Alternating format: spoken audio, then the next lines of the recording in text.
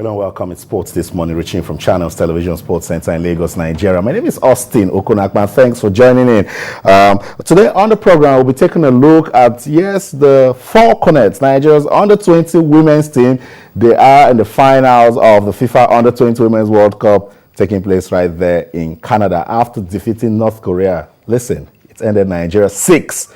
North Korea 2. So Peter Devevo's team have reached the finals, and again they will be playing Germany. Germany has also qualified for the finals after beating France by 2-1. Nigeria did it in impressive fashion and has been tipped as favorite to win, despite Germany being a powerhouse when talking about women's football.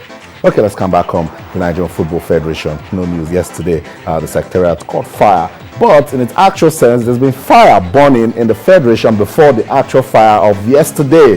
There's been warring factions between the Aminu Megari-led team and the Mike Umes team. So a lot of people are saying this fire is just the physical one.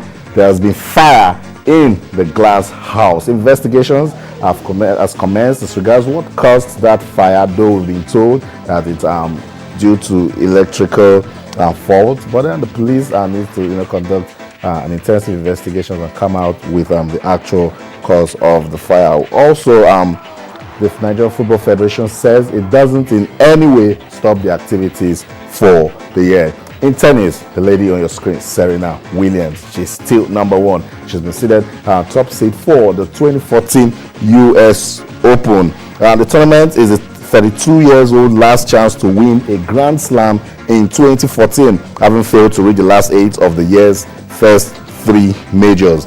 French Open runner-up Simona Halep is seated second, with Wimbledon champion Petra Kvitova seated third. Britain's Etin Watson and Joanna Konta are in the main draw for the tournament, which starts on Monday.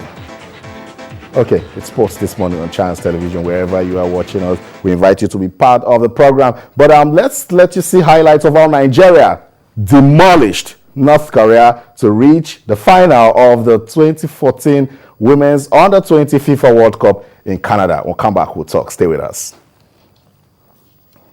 DK looking to get in behind Cho Sol-kyung. And the first shot on target, the first goal, they've done it again!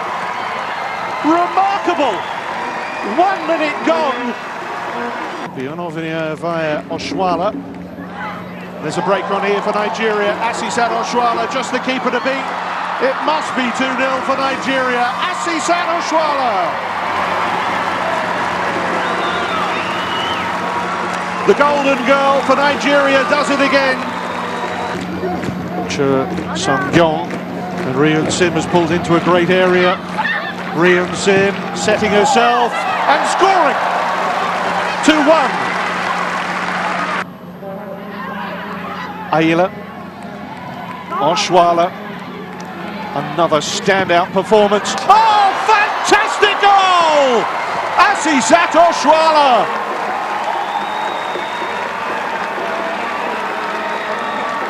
This is some player. That's Jerome Bois. The referee's given the penalty.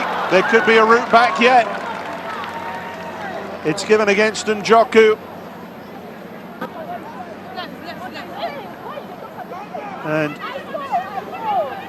a potential route back into the match here for the Asian side. And Njoku it was who came out against Ghana and the USA. And she pulls it back to within 2 goals of Nigeria. Again, Oshwala's in. The bounce doesn't favour her.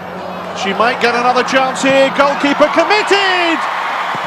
A quite brilliant hat-trick.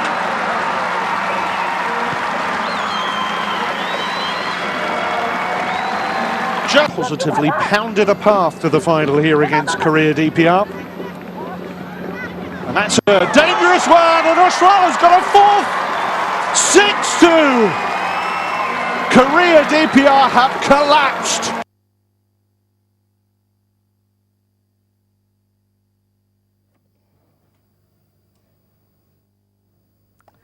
Korea DPR did collapse. It did after Nigeria defeated them by 6-4.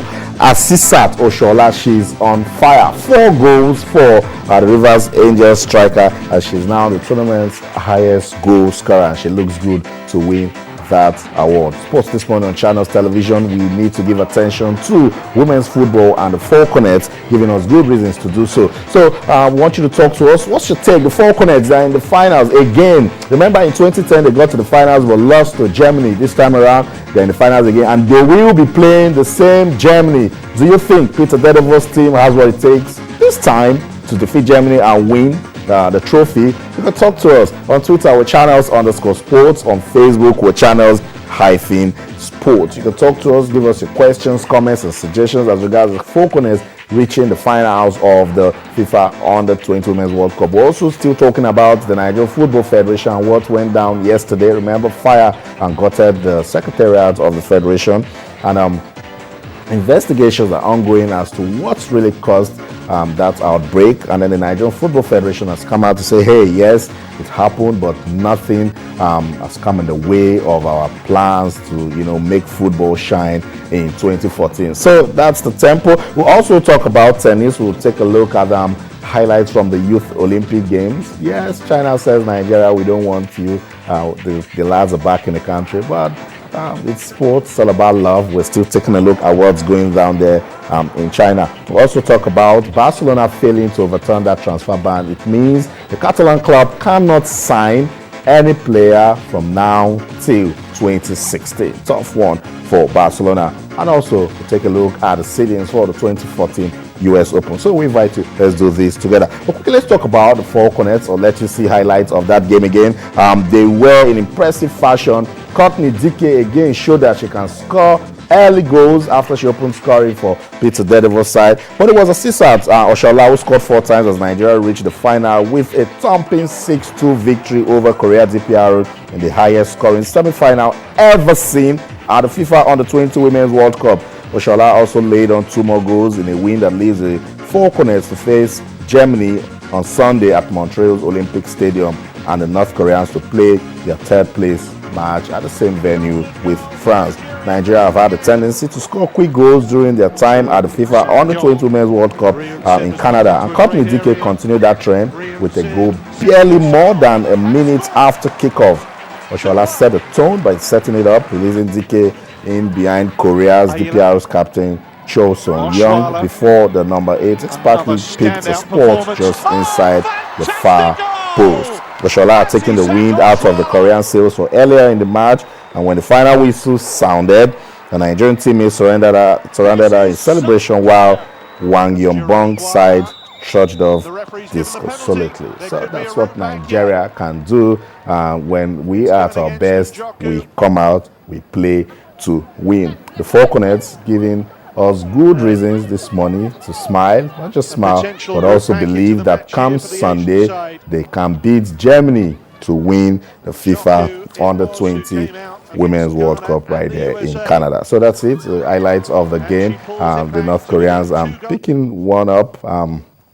At that point it was 4-2, but then Nigeria went all the way to win. I'm still waiting for your questions, comments, and suggestions as regards the Falconets. You see them doing real good right there at the FIFA Women's World Cup. Let's come back to Nigeria, and so much has been coming out of that fire outbreak that took place at the Football Secretariat in Abuja, and the Director General of the National Sports Commission, Honorable Benga Elegbele, and the Chairman of the Senate Committee on Sports, Senator Adam Mugumba, they've come out to commiserate with the Nigerian Football Federation over the fire outbreak. And then the Nigerian Football Federation says, hey, we are still intact, nothing has gone wrong, it's just an incident that we didn't expect, it has happened, but nothing will disrupt our plans for football in 2013, because it's a busy calendar for the country and they cannot afford to be distracted. But then words on the streets pointing towards the different factions in the Nigerian Football Federation. There's one side, there's another side, and could it be